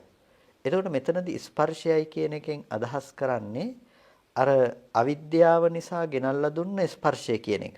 ඒ කියන්නේ අපි ඒක රළු මට්ටමෙන්ම මෙහෙම කිව්වොත් අම්මව පෙනෙන මට්ටම, අම්මව ස්පර්ශ වුණා කියන මට්ටම, අම්මව දකින්න පුළුවන් කියන මට්ටම, අම්මව දැනගන්න පුළුවන්, අම්මව විඳින්න පුළුවන් කියන මෙන්න මේ මට්ටමට කියනවා අවිද්‍යාව නිසා උපද්දපු සංස්පර්ශය කියලා. මේක අර කතා කරපු පටිඝ සම්පස්සේවත් අදිවචන සම්පස්සේවත් නෙමෙයි. මොකද පටිඝ සම්පස්සේ ඇතුලේ අම්මා නැහැ. අදිවචන සම්පස්සේ ඇතුලේ අම්මා නැහැ. මේක ඇතුලේ දරුවෝ ගෙවල් දොරවල් නැහැ. එතකොට මේ ටිකේ ඇතුලේ තියෙන දේ කුමක්ද? මේ ටික ඇතුලේ පවතින දේ තමයි අර විදිහට අනාත්ම ධර්මතා ටිකක්. එතකොට මෙතන ස්පර්ශය කියන දෙයින් අදහස් කරන්නේ අර අවිද්‍යාව නිසා ගෙනල්ලා දුන්න අම්මම දැක්කා කියලා ඇති කරගන්න ඒ පෙනෙන මානසිකාරය. එතකොට අවිද්‍යා සංස්පර්ශය කියලා කියන්නේ ඒකට. එතකොට ඒ අවිද්‍යා සංස්පර්ශයක් තියෙනවා නම් එතකොට ඒ අවිද්‍යා සංස්පර්ශය ඒක අනිත්‍ය දෙයක්. ඇත්තටම ස්පර්ශය කියන දෙයට පෙර වේදනාව අර අම්මා කියන අරමුණ පිළිබඳව මොකද අපි මේ අවරෝහණ පැත්තටනේ දැන් කතා කරගෙන යන්නේ සංස්කාරයේ ඉඳලා වේදනාව කියන ධර්මයේ තිබුණා නම් ඒ වේදනාව අනිත්‍ය දෙයක්, වේදනාව සංකත දෙයක්, වේදනාව පටිච්ච සමුප්පන්න දෙයක්. එතකොට මේ වේදනාව කියන දේ මව දැකීම නිසා ඇතිවෙන සැපසහගත වේදනාවක් තිබුණා නම් ඒ වේදනාවටනේ අපි තණ්හා කරන්නේ. එතකොට තණ්හාව ගැන බැලුවා. එතකොට එයාට පේනවා තණ්හාව කියන දේ ඇති උනේ වේදනාව නිසායි. එතකොට ඒකේ සැප වේදනාව කියන දේ නිකම්ම පැවතුණු දෙයක් නෙමෙයි. එතකොට මේ සැප වේදනාව කියන දේ අනිත්‍ය ධර්මයක්, වේදනා ස්කන්ධයක්. එතකොට මේ වේදනා ස්කන්ධය අම්මගේ වෙලා නැහැ. එතකොට ඒ වේදනාව සංකතයි හේතු නිසා හැදිලා තියෙන දෙයක්. අර විදිහේ පවතින අනාත්ම ධර්මතා ටිකක් ඇති තැනක අවිද්‍යා සංස්කාරයේ යෙදීම නිසා තමයි ඒ වේදනාව පිළිබඳව තණ්හාව පවත්වන්නට පුළුවන්කම තිබුණේ කියලා එයා දකිනවා. එතකොට ඒ පටිච්චසමුප්පන්න ධර්මයේ පිළිබඳව ඒ දැක්ම නිසා ඒ කෙනාට වේදනාව පනවන්නට තැනක් නැතුව යනවා. ඒ කියන්නේ අවිජ්ජා සංස්පර්ශය නිසා ඉපදුණු වේදනාවට තැන නැති වෙනවා. එතකොට ඊළඟ කාරණාව අර අවිද්‍යා සංස්පර්ශය කියන දේ. එතකොට ඒ අවිද්‍යා සංස්පර්ශය නැතිනම් ස්පර්ශයට තැනක් නැහැ. වේදනාව ඇති වුනේ ස්පර්ශය නිසානේ. එතකොට අම්මා නිසා සතුටු වෙන්න පුළුවන්කම තිබුණේ අම්මා නිසා සැප වේදනාවක් ඇති උනේ දරුවා දකින්නකොට සැප වේදනාවක් ඇති උනේ එතකොට ඒක අවිද්‍යා සංස්පර්ශය නිසා. ඇයි දරුවා නොවුණු ධර්මතා ටිකක් දරුවා විදිහට පෙන්වලා දෙන එකට කියනවා මෝඩකම එහෙමත් නැතිනම් අවිද්‍යාව කියලා. ඒ අවිද්‍යාවේ ප්‍රතිඵලය තමයි දරුවාව දකින්න පුළුවන් කියලා ඇති කරගත්තු දෘෂ්ටිය. එතකොට අන්න ඒ සැපසහගත ස්පර්ශය නැතිනම් අන්න ඒ සැප වේදනාව ඇති කරන්න හේතු වුණ ස්පර්ශය අනිත්‍යයි. ඇයි ඒක අනිත්‍යයි කියන්නේ? ඒ ස්පර්ශයේ ඉපැද්දුවේ මෙන්න මේ ධර්මයේ නොදන්නාකම නිසා. කුමන ධර්මයේද? එතන පැවතුණු යථාභූත ධර්මය. අර අවිද්‍යාව කියන එක හේතු වුණා මේ ස්පර්ශය හදලා දෙන්න. කුමක පවතින අවිද්‍යාවක්ද හේතුනේ? අර විපාක ධර්මතා ටික. විඥාන නාම රූප සලආයතන පස්ස වේදනා කියන මේ විපාක ධර්මතා ටික. තව විදිහකින් කියනවා නම් පටිඝ සම්පස්සේ සහ අදිවචන සම්පස්සේ. තව විදිහකින් කියනවා නම් නාම රූප ධර්මතා ටික පිරිසිඳ නොදන්නා කම නිසා ඇති වුණ දෙයක් තමයි මෙන්න මේ ස්පර්ශය කියන එක. එතකොට මේ ස්පර්ශය කොයි වෙලාවකවත් මේ දරුවාව දකින්නවා කියන සිදුවීම අර එක කාරණාවකටවත් අයිති නැති බව කරුණු විමසීමෙන් ඔහුට පෙනියනවා. ඒ නිසා ඔහුට පේනවා හේතු නිසා නම් මේ බව සකස් වුනේ ඒ ටික හේතු නැති වෙනකොට නැති වෙලා යනවා. එහෙනම් ඒ ස්පර්ශය සංකතයි. ඒ ස්පර්ශය අනිත්‍යයි. ඒ ස්පර්ශය අර විදිහේ පටිච්ච සමුප්පන්න ධර්මයක්. ඊට පස්සේ සාපි අවිජ්ජා ඒ ස්පර්ශය ඇති කරලීමට හේතු වුණ යම් අවිද්‍යාවක් තිබුණා නම් ඒ අවිද්‍යාව අනිත්‍යයි, ඒ අවිද්‍යාව සංකතයි, ඒ අවිද්‍යාව පටිච්ච සමුප්පන්නයි. එතකොට ඒ අවිද්‍යාව සංකතයි කියලා කිව්වේ ඒ අවිද්‍යාව නිකම්ම ඇති වුණ දෙයක් නෙමේ, හේතු නිසා සකස් කළ දෙයක්. අනිත්‍යයි කිව්වේ හේතු නැති වෙනකොට ඒ අවිද්‍යාව බිඳී යනවා. ඒ වගේම ඒ අවිද්‍යාව පටිච්ච සමුප්පන්නයි. හේතු නිසා හේතුඵල ධමක පැවැත්මක්. එතකොට ඒ අවිද්‍යාව පිළිබඳව ඔහුට පේනවා මේ විදිහේ විපාක ධර්මතා ටිකක් පිළිබඳව විඥාන නාම රූප සලආයතන පස්ස වේදනා කියන මේ ධර්මතා ටික පිළිබඳව පවත්වපු නොදන්නාකම, පවත්වපු මෝඩකම, අවිද්‍යාව නිසා තමයි කර්ම රැස් කර ගැනීමක් තිබුණේ. කර්ම රැස් කරගත්ත නිසා තමයි ඒ පිළිබඳව තණ්හාවක් උපද්දගෙන, ඒ පිළිබඳව උපාදානයේ බැසගෙන භවය සකස් කරගෙන පුද්ගලයෙකු සකස් කරගන්න තැනට සංස්කාරයේ මොහු කුරා යන තැනට ගියේ. එතකොට මෙන්න මේ දැක්ම දකිනකොට ඒවම්පිකෝ භික්ඛවේ ඥානතෝ ඒවම් පස්සතෝ අනන්තරා ආසවානං khයෝ හෝති. මෙන්න මේ විදිහට දකින කෙනාට, මේ විදිහට දැනගන්න කෙනාට අනන්තරා ආසවානං khයෝ හෝති. කාරණා දෙකක් කියනවා මෙතනදී. ඒවං ඥානතෝ ඒවම් පස්සතෝ, මෙසේ දැනගන්න කෙනාට, මෙසේ දකින කෙනාට. එතකොට ඔහු මෙසේ දැනගන්නවා සහ මෙසේ දකිනවා. ඔහුගේ දෘෂ්ටිය මෙබඳු දෘෂ්ටියක්. එතකොට එබඳු කෙනාට අනන්තරා ආසවානං khයෝ හෝති. ඒ දර්ශනයට අනුතුරුවම ආශ්‍රව ධර්මතා ටික ක්ෂය වෙනවා. එතකොට මේ කාරණාවේදී ඔහු එකම කාරණාවක් දැක්කත් ප්‍රමාණවත්. ඒ කියන්නේ සංස්කාරය කියන එකේ අනිත්‍යතාවය දැක්කත්, සංකත බව පටිච්චසමුප්පන්න බව දැක්කත් ඒකත් ප්‍රමාණවත්. අනිත්‍යතාවය දකිනවා කියනකොටම ඒක ඇතුලේ සංකත බව පටිච්චසමුප්පන්න බව අන්තර්ගතයි. සංකත බව දකිනවා කියනකොටම අනිත්‍ය බව සහ පටිච්චසමුප්පන්න බව අන්තර්ගතයි. පටිච්චසමුප්පන්න බව දකිනවා කියනකොටම අනිත්‍ය සංකත බව ඒ තුල අන්තර්ගතයි. එතකොට මෙන්න මේ එකම සංස්කාරය දකිනවා කියනකොට ඔහු සංස්කාරයේ පිරිසිඳ දකින්නේ ඒ සංස්කාරය ඇති කරන්නට හේතු උන ඒ ඔක්කොම සියලුම හේතු ටිකත් එක්ක. ඒ කියන්නේ ඒ සංස්කාරය නැතිනම් ආත්ම දෘෂ්ටි සහගත ඒ දිට්ඨි කෙලෙස ඇති කරන්නට හේතු උන තමන්ගේ හිතේ තෘෂ්ණාව තිබුණා නම් තෘෂ්ණාවට, වේදනාවට, ඒ වැරදි අවිජ්ජා සම්පස්සයට, අවිද්‍යාවට කියන මෙන්න මේ ධර්මතා ටිකටම පදනම නැති කරන තැනට යනකම් ඔහු දකින නිසා තමයි සංස්කාරය දකිනවා කියන තැනින් කෙලස් දුරු වෙන්නේ. එතකොට ඒ සංස්කාරය දකිනවා කියන්නේ අර ධර්මතා පෙළම ඒක හටගත්තේ කොහොමද කියලා ඔහු අවබෝධ කරගන්නවා කියන එක. ඒ ටික අවබෝධ කරගත්තොත් විතරයි ඔබ සංස්කාරයකට තැනක් නොදෙන්නේ. නැතිනම් හැම වෙලාවකදීම ඒ සංස්කාර නිමිත්ත ඔබ නැවත රැස් කර ගැනීම සඳහා රැස් කරගත්ත දෙයක් බවට පත් කරගෙන තියෙනවා. ඒ නිසා දැකපු අය නැවත දකින්න පුළුවන්, ඇසුරු කරපු අය නැවත ඇසුරු කරන්න පුළුවන්. ඒ අය ලෝකෙ තුල ජීවත් වෙන අය. එතකොට ඒකෙන් දකින්නකොටම මේ අහවල් පුද්ගලයා, මේ රූපය ආත්මයක් කියලා බැස ගන්න දෘෂ්ටිය, බැස ගන්න දැක්ම ඔහුට පවතිනවා.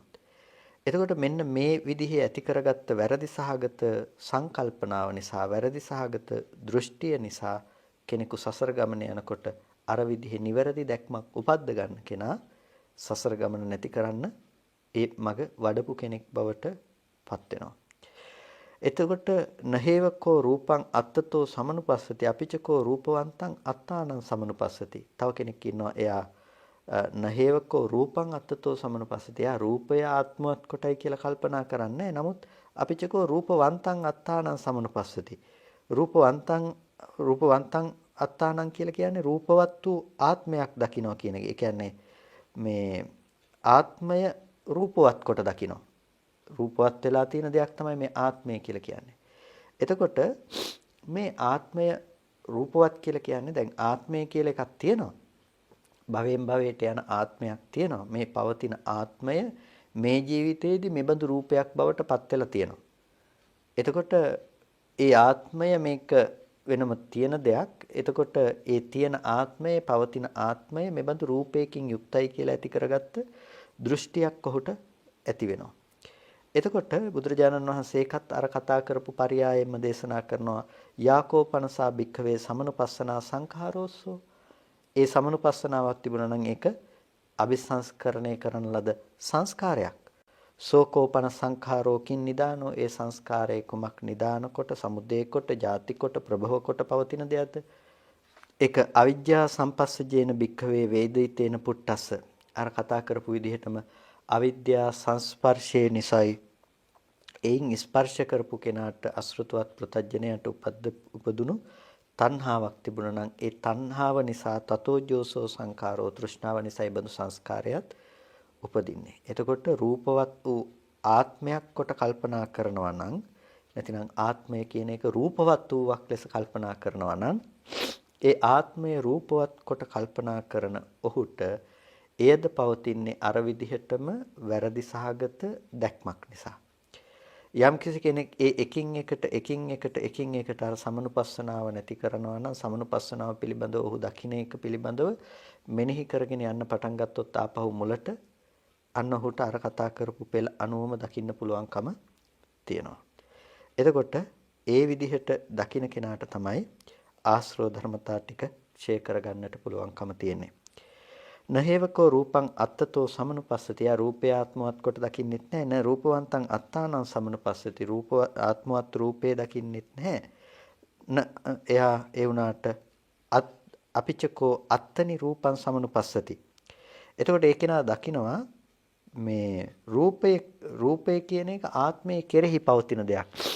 අත්තනි කියලා කියනවා මේ අත්ත ශබ්දේහි සප්තමය අර්ථය. ඒ කියන්නේ පිහිටා සිටින අර්ථයකින් යම් කිසි තැනක පිහිටා සිටිනවා. එතකොට මේ අත්තනි කියන පදයෙන් කියන්නේ ආත්මයේ කෙරෙහි කියන දේ. රූපය කියන එක ආත්මයේ කෙරෙහි ආත්මයේහිලා පවතින දෙයක් හැටියට. රූපය කියන එක වැඩකට නැති දෙයක් තමයි. හැබැයි රූපය කියන එක තියෙන්නේ ආත්මය මත පිහිටලා. ආත්මයේහි තමයි රූපේ තියෙන්නේ කියලා කෙනෙකුට දෘෂ්ටියක් ඇති වෙනවා.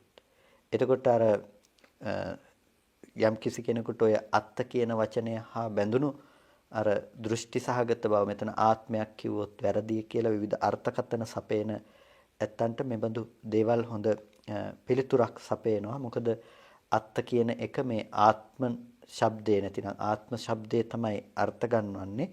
එතකොට එහි සප්තමයාර්ථය තමයි අත්තනි කියලා යෙදෙන්නේ. එය ආත්මයේ කෙරෙහි කියලා අර්ථයක් තමයි ප්‍රකට කරන්නේ. එතකොට ඒ රූපය ආත්මයේහිලා ආත්මයේ කෙරෙහි පිහිටිය දෙයක් ලෙස කල්පනා කරනවා.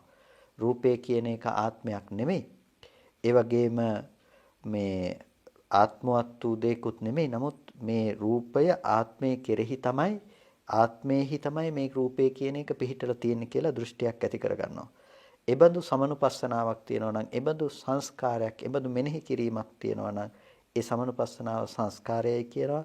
ඒ සංස්කාරය ඇති වෙන්නේ අවිජ්ජා සංපස්සයෙන් උපන් වේදනාවට අසෘතව පෘතජ්ජනය තණ්හා කරලා තණ්හාව නිසා තමයි මේක උපදින්නේ.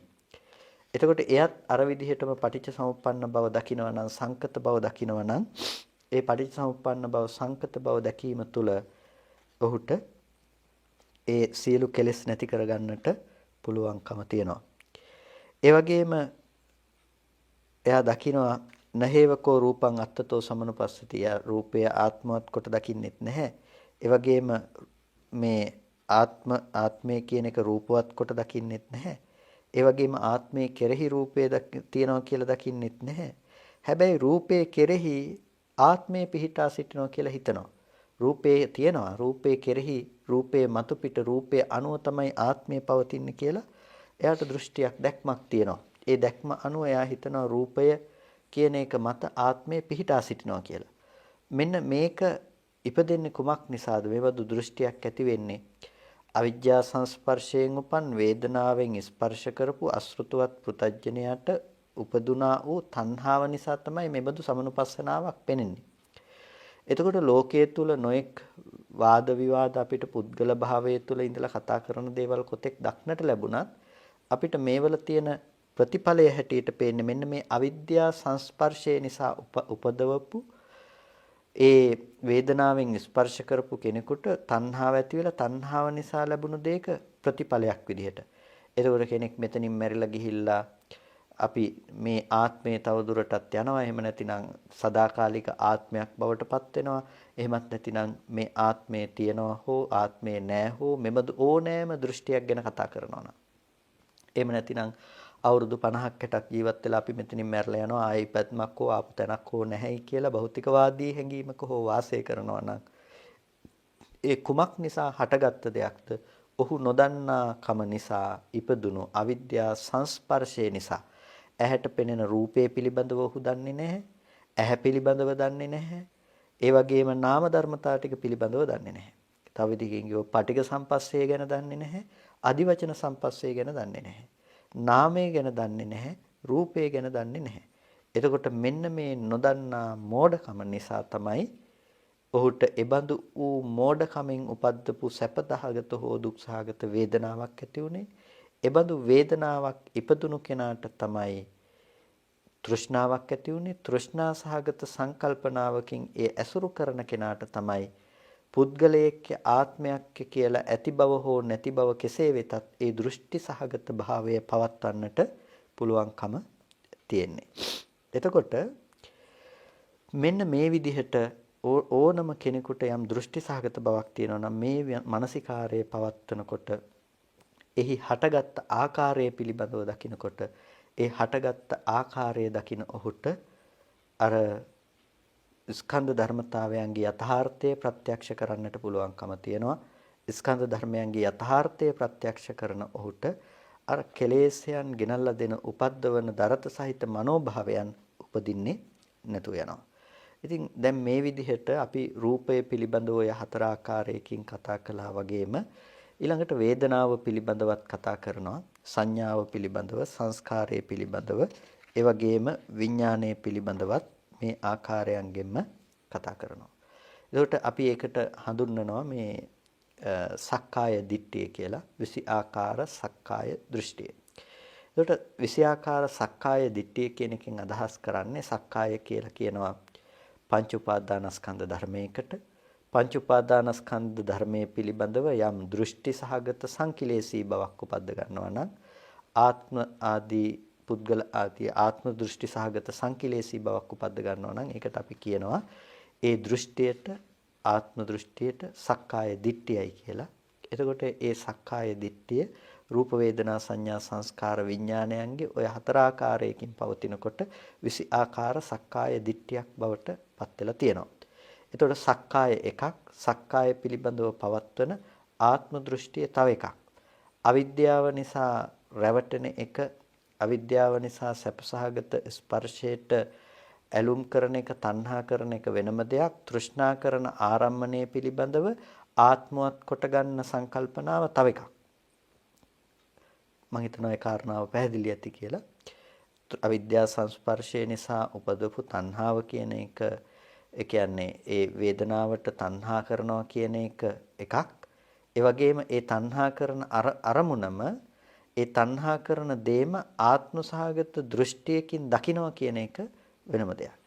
එතකොට ඉස්සෙල්ලම නැති කරන්න පුළුවන්කම තියෙන්නේ අන්න ඒ ආත්මසහගත දෘෂ්ටි සංකල්පනාව නැති කරන්න පුළුවන්කම තියෙනවා. අපි ඒකට කියනවා සක්කාය දිට්ඨිය නැති කරනවා කියලා. හැබැයි සක්කාය දිට්ඨිය නැති කළා කියලා අර තෘෂ්ණාව නැති කළයි කියන ගණේටම යන්නේ නැහැ. එතකොට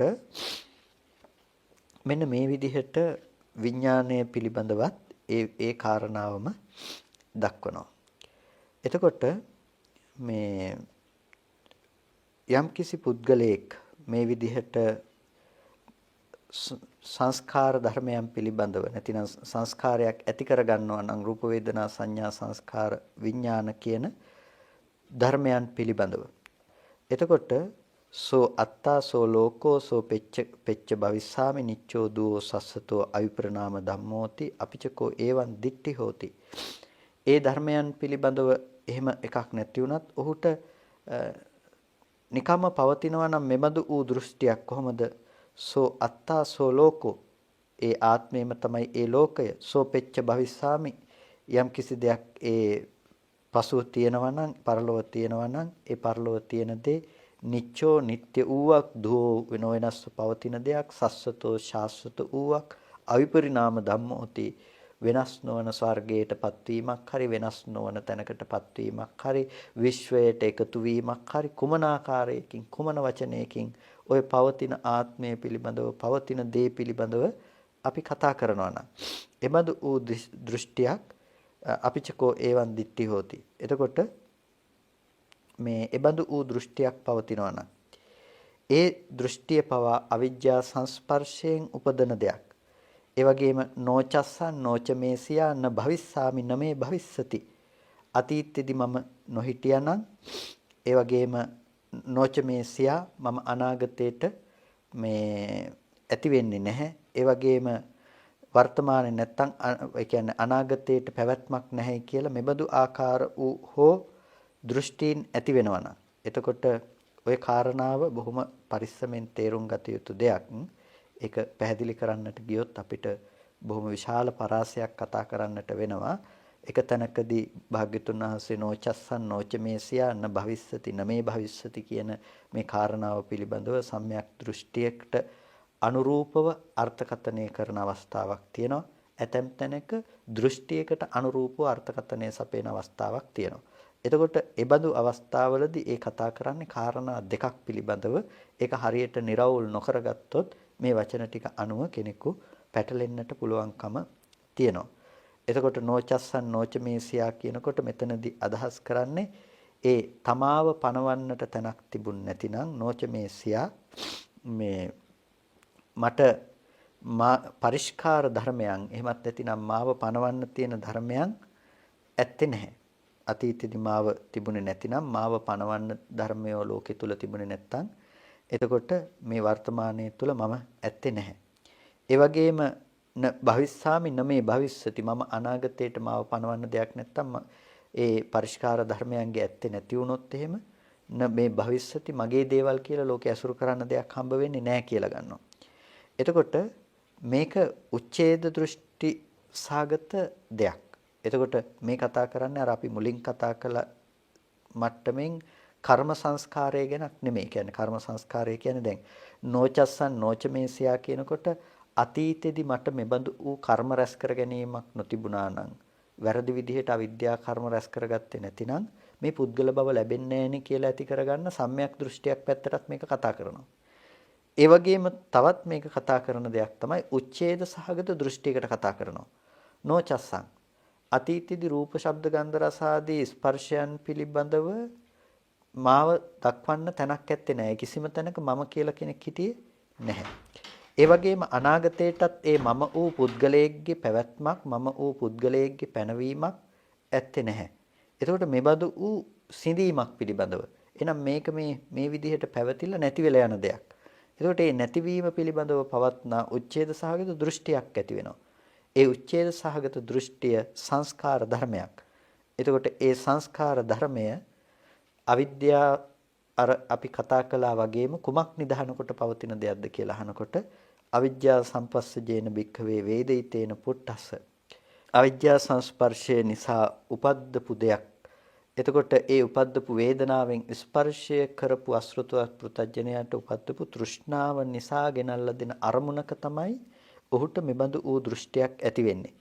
එතකොට එයා දකිනවා එබඳු හැමතැනකම අනිත්‍ය සංකත පටිච්ච සමුප්පන්න ලක්ෂණය දකිනවා.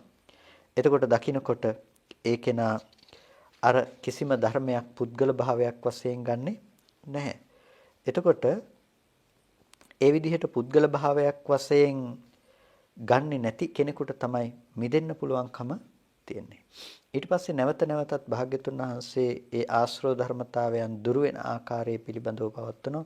තව කෙනෙක් ඉන්නවා ඒ බඳු විදිහට අර මුලින්ම ඇති කරගත්ත දෘෂ්ටි බව මේ සක්කාය දිට්ඨි සාගත බව හෝ සාස්වත උච්ඡේද සාගත දෘෂ්ටි භවයන් හෝ එහෙම ඇති කරගත්තේ නැති වුණත් කංකී හෝති වේචිකිච්ඡී අනිට්ඨංගතෝ සද්ධම්මේ සැක කරනවා විචිකිච්ඡාව පවත්වනවා සද්ධර්මයේ පිළිබඳව නිෂ්ඨාවකට යන්නේ නැති කෙනෙක් ඉන්නවා. එතකොට ඒ කියන්නේ අර දේවල් ගැන සැක නැහැ කියන එක නෙමෙයි. සමහර කෙනෙකුට මේක ප්‍රකට වෙන තැන තමයි මෙන්න මේ විදිහට සැකසහගත බවක් තියෙනවා. එතකොට ඒ සැක කරන බව සංස්කාරයක්.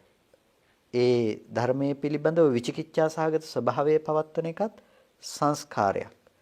එතකොට ඒ ධර්මයේ පිළිබඳව ඒ ඇති අනිෂ්ට සහගත හැඟීමත් සංස්කාර ධර්මයක්. එතකොට මෙන්න මේ සංස්කාරයේ කුමකින් ඇති කරගත්ත දෙයක්ද කියලා එයාට පේන්නේ අර අවිද්‍යාව ආදී ඒ ප්‍රත්‍ය ධර්මයන් අවිද්‍යා ස්පර්ශයේ මුල් කරගෙන ඒ ඇති කරගත්ත ධර්මයක් හැටියට. එතකොට ඒ ධර්මතාවයේ දකින්නකොට තමයි ඒ කෙනාට ආශ්‍රව ධර්මතා ටික ක්ෂය කරගන්නට පුළුවන්කම තියෙන්නේ. එතකොට මෙන්න මේ කාරණා ටික අපි නුවණින් විමසලා බලනකොට අපිට පෙනෙනවා ඊටාම වැදගත් දැක්මක්. ඒ තමයි කෙනෙකුට ආශ්‍රව ධර්මතා ටික ක්ෂය කරගන්නට අවශ්‍ය නම් ඔහු විසින් දැක්ක යුතුයි ඔහුගේ ජීවිතයේ පුද්ගල බව ආත්ම සහගත දෘෂ්ටි සංකල්පනාවන් එමත් ඇතිනම් ඇති සාස්වත හෝ උච්ඡේද සහගත දෘෂ්ටි සංකල්පනාවන් එමත් නැතිනම් විචිකිච්ඡාදී වූ කෙලෙස් ධර්මතාවයන් හෝ පවත්වන තැන පිළිබඳව ඔහු දත යුතුයි. ඒ පවත්වන තැන පිළිබඳව හොයාගෙන යන ඔහුට පේන්නේ ඒ දේ අපි පවත්වලා තියෙන්නේ යථාර්ථය නොදන්න කාරණා ටිකක් පිළිබඳව කියලා. ඒ කියන්නේ දැන් අපි හිතමුකෝ අපි ආස කරනවා කියලා ලස්සන මැටි කලයකට අසුචි පුරෝපු මැටි කලයක් තියෙනවා. මේ මැටි කලයේ ලස්සනට සිතුවම් කරලා තියෙනවා. ඒකට සිතුවම් කරපු මේ මැටි කලයට අපි ආස කරනවා කියන එක ඇතුලේ තව කතාවක් තියෙනවානේ. අපි ඒ ටිකට ආසයි කියන එකත් එක්කම ඒකේ අසුචි පුරවලා නම් තියෙන්නේ අසුචි ටිකටත් අපි ආසයි කියන එක ඒක ඇතුලේ නිකම්ම තියෙන ඇත්ත කතාව. අන්න ඒ වගේ අපිට මෙතනදී තේරුම් ගන්නට අවශ්‍ය කාරණාවක් තමයි හේතු කාරණා සමූහයක ප්‍රතිඵලයක්. ඒ කියන්නේ අසුචි පුරෝපු කැටයම් කරන ලද කලයක් වගේ මේ රූපාදී ධර්මයන්ගේ ස්වභාවය ඒ රූපාදී ධර්මයන්ගේ ලක්ෂණය හැම වෙලාවකදීම පිළිකුල් සහගත අනිත්‍යාදී ලක්ෂණයන්ගෙන් විපරිණාමාදී දෙයින් වෙනස් වෙන ස්වභාවයකට පවතින දෙයක්. ඒ වගේම වහා බිඳී යන නාම ධර්මයන්ගෙනුත් යුක්ත වූ දෙයක්. හැබැයි මේක පිරිසිඳ නොදන්නාකම නිසා අපි එකකට එකක් සම්බන්ධ නොවන ධර්මයක් පිළිබඳව තමයි මේ තෘෂ්ණාව පවත්වන්නේ. දරුවට ආදරේ කියන තැනක කෙස්ලොම් නියද සම්මස්නහර ඇට මිදුළු කියන කුණුප කොට්ටාස ටිකක් ඇති තැනක අපි දරුවා කියන සංකල්පනාවට ආස කරලා තියෙන්නේ. හැබැයි අපේ ඒ ආසාව අපි පැවැත්වුවේ කෙස් ටික මතද, ලොම් ටික මතද, හම මතද, නියපොතු මතද, ඇටසැකිල්ල මතද එක එකක් අරගෙන බැලුවොත් එහෙම අපිට දරුවා කියන ආදරණීය සංකල්පනාව පවත්වන්න එතන තැනක් හම්බ වෙන්නේ නැති වෙනවා. ඒකට අන්න ඒ විදිහට තමයි අපි සංකල්පනාව පිළිබඳව විමසගෙන යනකොට අපිට පේන දේ සංකල්පනාව කියන එක පනවන්න තැනක් නැති වෙනවා. එතකොට ඒක උදාහරණයක් හැටියටයි අපි දරුවගේ කුණු පොට්ටාසේ කියන කතාව ගත්තේ. එතනදී අපිට හොඳට පැහැදිලි වෙන්නට ඕන මෙන්න මේ නාම රූප ධර්මයන්ගේ සමவாய කියන එක. ඒ කියන්නේ පටිඝ සම්පස්සේ සහ අදිවචන සම්පස්සේ කියන ධර්මයේ පිළිබඳව. ඒ මොහොතේ හටගත්ත ධර්මය අනාත්ම ධර්මයේ ඒ මොහොතේ බිඳී ගියපු ආකාරය.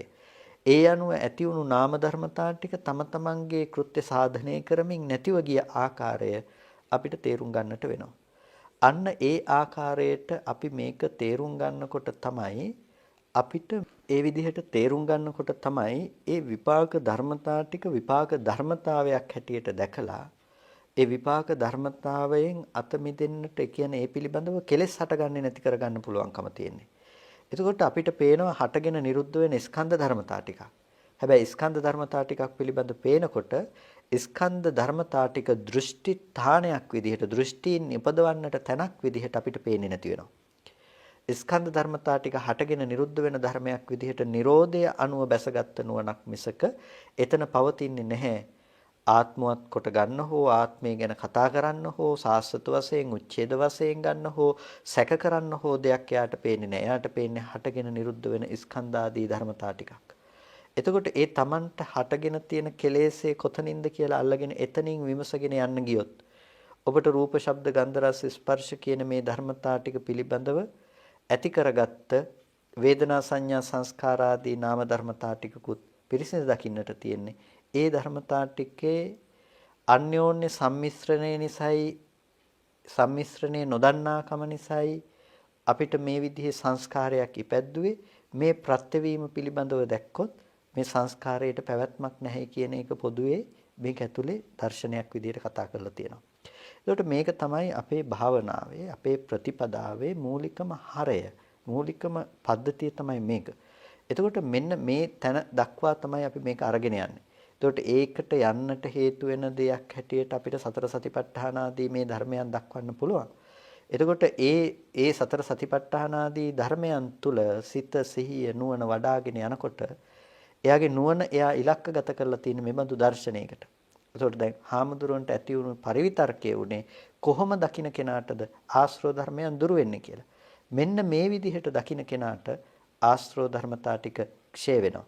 එතකොට බුදුරජාණන් වහන්සේ භික්ෂුන් වහන්සේලාට පෙන්නපු කාරණාව තමයි ඒ ආශ්‍රව ධර්මතා ටික දුරු කරගන්න පුළුවන් ඔහුගේ දැක්ම පිළිබඳව. එතකොට ඒ දැක්ම අරගෙන ගිහිල්ලා තියෙන්නේ කෙලින්ම නාම රූප ධර්මය පිරිසිදු දැකීම පිළිබඳව. එහෙමත් නැතිනම් පටිඝ සම්පස්ස සහ අදිවචන සම්පස්සේ කියන තැනින් ස්පර්ශ ධර්මයේ පිරිසිදු දැකීම කියන තැන. එතකොට එහෙමත් නැතිනම් කර්මය සහ කෙලෙස්ය කියන ටික තුල පටිච්චසමුප්පාද ධර්මයේ විවරණය කිරීම කියන තැනින්. එතකොට මේ කොතනින් කතා කළත් මේ කතා කරලා තියෙන්නේ එකම අපේ ජීවිතයේ කියන දේ. රූපයක් එහෙම නැතිනම් මේ ආයතනයකට බාහිර ආයතනයක් ස්පර්ශ වෙලා ස්පර්ශ වුණ තැනක අනාත්ම ධර්මතා ටිකක් ඇති වෙන තැනක ඇති කරගත්ත ආත්ම සහගත සංකල්පනාව ඇති වෙන්න හේතු ටික පෙන්නගෙන යනකොට ආත්ම සහගත සංකල්පනාව වැරදි කියලා Tamanට නිගමනයකට පත් කිරීමකුයි මේ ඔස්සේ සිද්ධ කරන්නේ. ඒකට දැන් දැනගත්ත කෙනා විසින් මේක ප්‍රගුණ කළ යුතුයි. එයා අරමුණු වල හොඳට විමර්ශීව මේක පාවිච්චි කළ යුතුයි, භාවිත කළ යුතුයි, වාසය කළ යුතුයි. එතකොට එයා අරමුණු වල ඒ විදිහට වාසය කරනකොට තමයි එයාට කෙලෙස් ධර්මතා ටික ක්‍රමක්‍රමයෙන් ගෙවීමට යන්නේ. ඒ ක්ෂණයක් පාසා නැති කරන්න පුළුවන්කම තියෙන්නේ. මේ දර්ශනය වඩන කෙනාට මේ පිළිබඳ මේ විදිහට මානසිකාරය කරන කෙනාට අද කෙලෙස් මෙච්චරක් ගෙවුණා හෙට කෙලෙස් මෙච්චරක් ගෙවුණා කියලා අර වෑමිට ගෙවුණ එක අද මෙච්චරක් වෑමිට ගෙවිලා තියෙනවා හෙට මෙච්චරක් ගෙවි ඊයේ මෙච්චරයි ගෙවිලා තියෙන කියලා දකින්න බෑ. නමුත් කාලයගේ ඇවෑමෙන් වෑමිටේ ගෙවීමක් පේනවා වගේ මේ කෙලෙස් ධර්මතාවයන් මේ මානසිකාරය පුරුදු කරන කෙනාට නිකම්ම කෙලෙස් ගෙවීම සිද්ධ වෙන්න පටන් ගන්නවා.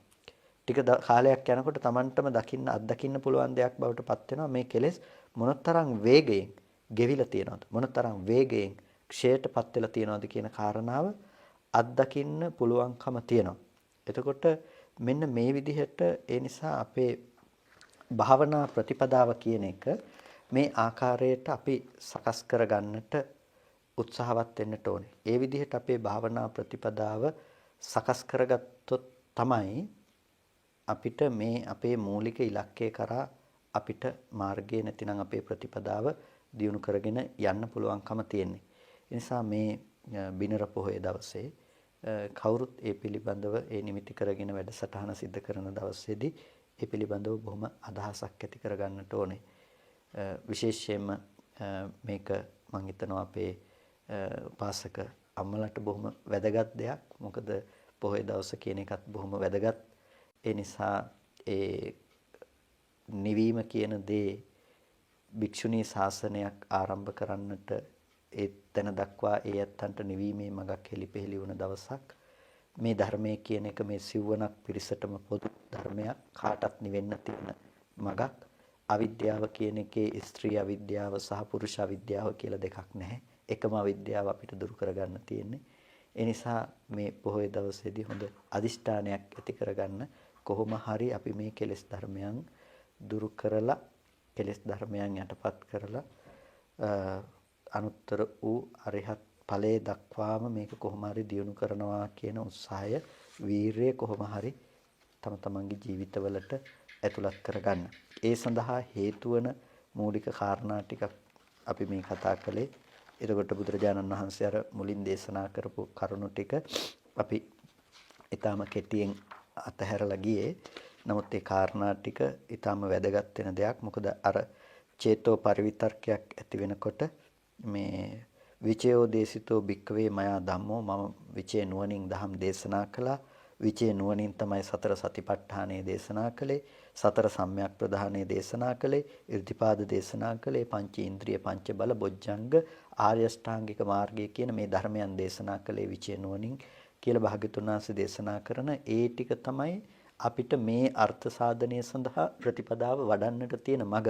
ඒ නිසා ඒ ටිකත් අත්හල යුතු දෙයක් නෙමෙයි කියන එක මේ පින්නතුන්ට මතක් කරනවා. ඒකට එතන සතර සතිපට්ඨාන ඉඳලා සතර සම්‍යක් ප්‍රදන් වීරිය මූලික කරගෙන ආර්ය අෂ්ටාංගික මාර්ගයේ දක්වාම අපිට මේ ප්‍රතිපදාව කියන එක විශේෂයෙන් අපි සාකච්ඡා කළ යුතුව පවතිනවා. ඉතින් අද දවසේදී අපි දේශනාව අවසන් කරමු. කවුරුත් කල්පනා කරගන්න ඊටාම ශ්‍රද්ධාවෙන් යුක්තව ධර්ම ශ්‍රවණය කරගත්තා. මේ සද්ධර්ම ශ්‍රවණය කරගෙන සිද්ධ කරගත්ත සියලු කුසල ධර්මයෝ අපි අනුමෝදන් කළ යුතු අයට අනුමෝදන් කරමු. පළමුවෙන් අපට අර්ථයෙන් ධර්මයෙන් අනුශාසනා කළ අපේ ධර්මාචාර්ය අවසරයි මාංකඩවල සුදස්සන ස්වාමීන් වහන්සේට, ඒ වගේම මාංකඩවල නන්දරතන ස්වාමීන් වහන්සේට, ස්වාමීන් වහන්සේලා දෙනමතම උතුම් නිවනින් සැනසීම පිණිසම මේ සියලු කුසලයෝ හේතු පාරමිතාවක්ම වෙත්වා කියලා ප්‍රාර්ථනා කරනවා. ඒ වගේම මේ සියලුම කුසල ධර්මයන් සියලු දෙවියන් සතුටින් සාදුනාදයෙන් අනුමෝදන් වඩලවත්වා. දෙවියන්ට මේ පින් උතුම් නිවනින් සැනසෙන්නටම හේතු පාරමිතාවක්ම වේවා කියලා සාදු කියලා දෙවියන්ට පින් දෙන්න. ඒ වගේම ඔබ සෑම සියලු දෙනා නමින් මිය ගිය සියලුම ඥාතීන්ට මේ පින් අනුමෝදන් කරමු. ඒ සෑම සියලු ඥාති වර්ගයාත් මේ පින තමන් කළ පිනක් මේ සතුටින් සාදුනාදයෙන් අනුමෝදන් වන ලබාවා. ඥාතීන්ට මේ පින් උතුම් නිවනින් සැනසෙන්නටම හේතු පාරමිතාවක්ම වේවා කියලා සාදු කියලා කවුරුත් ඥාතීන්ට පුණ්‍ය අනුමෝදනා කරන්න.